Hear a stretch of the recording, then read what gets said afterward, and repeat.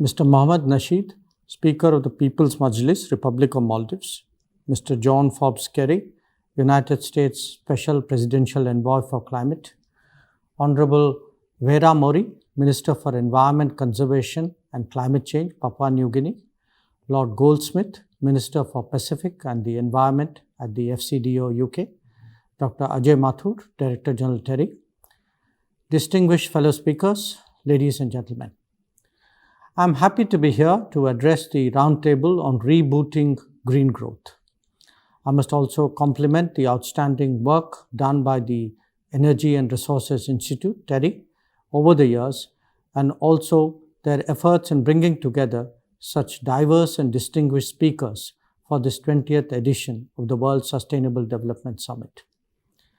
After a year of the pandemic, we are now seeing optimism around us. COVID-19 may have devastated the world economy, causing immeasurable damage.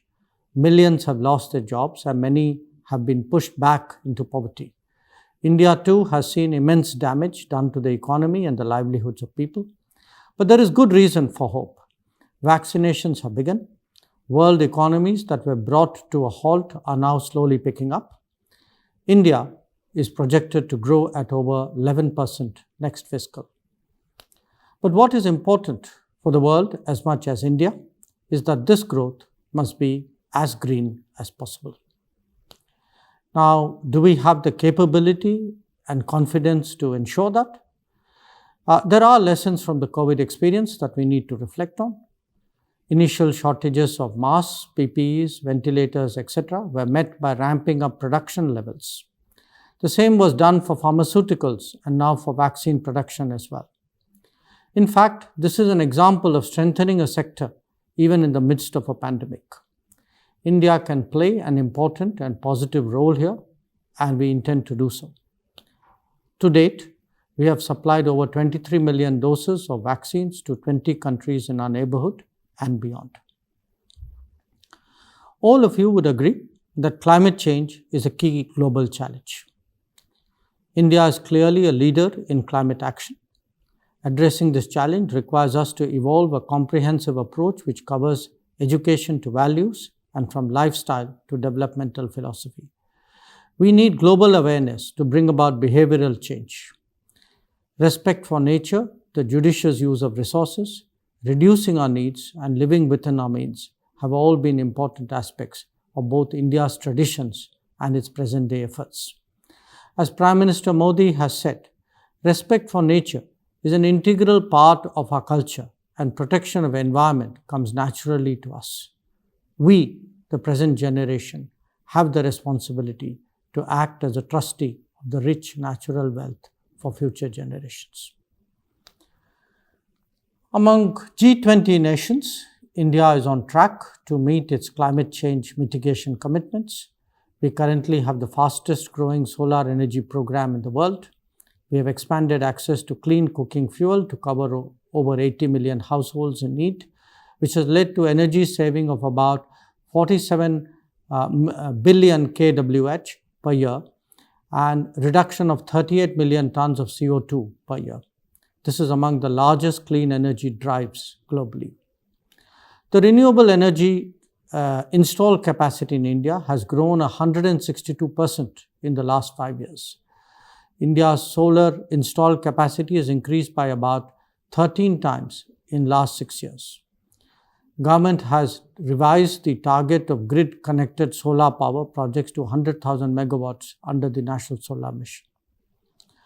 Apart from domestic actions, India has now taken a lead in bringing together international coalitions and also helping other countries address this challenge. Let me speak about 4 such initiatives. 1. The International Solar Alliance, ISA, has become an example of how positive global climate action can be taken forward through partnerships. ISA provides a dedicated platform for cooperation among governments, multilateral organizations, industry, and other stakeholders to help achieve a common goal: increasing the use and quality of solar energy to meet energy needs in a safe, convenient, affordable, equitable, and sustainable manner, enhances energy security and sustainable development, and improves access to energy in developing member countries. It is among the fastest growing international organizations today, with 89 signatories. With plans to train thousands of stakeholders and promote research and development in renewable energy, the ISA will contribute to reducing carbon footprint.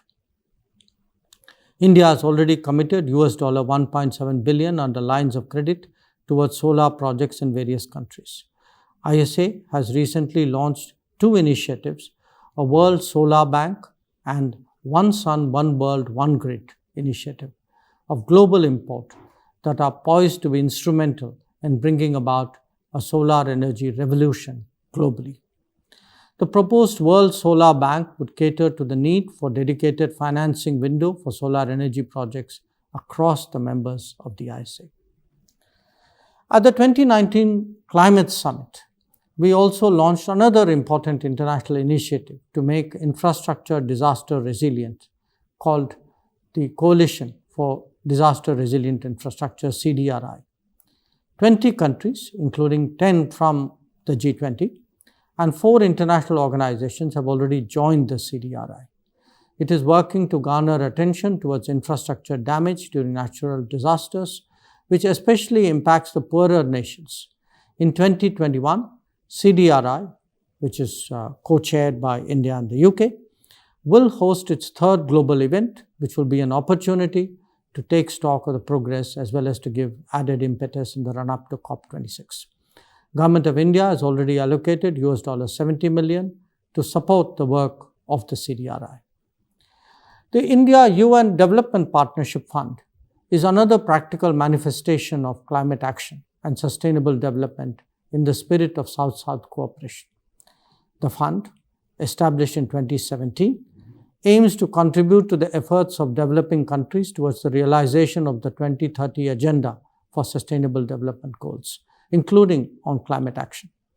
The fund is supporting efforts in countries in the Pacific Islands, Africa, Caribbean countries, with provision of climate early warning systems, solar home systems, solar pumps, and projects to repair damage due to climate change induced by events such as hurricanes. The fund has already supported projects in 48 countries for various SDGs through a $150 million multi-year pledge by the Government of India. Also at the 2019 Climate Summit, India, along with Sweden, launched the Leadership Group on Industry Transition, LeadIT, along with the World Economic Forum with the support of Stockholm Environment Institute in 2019 to boost climate ambitions and actions to implement the Paris Agreement. This initiative provides a platform for governments and the private sector to help develop low-carbon pathways for industry. Currently, the group has membership of 13 countries and 15 companies and is committed towards low-carbon industry transition. As we go into COP26 this year, there are several threats that need to be addressed. Climate ambition needs to go hand in hand with a framework for financial, technical, and capacity building support to countries who need it. It is equally important for countries to fulfill their pre-2020 commitments. Let me conclude here by saying that we look forward to more ideas coming out of the discussions today and tomorrow on how India can contribute and strengthen global efforts to address these challenges. Thank you very much for your attention.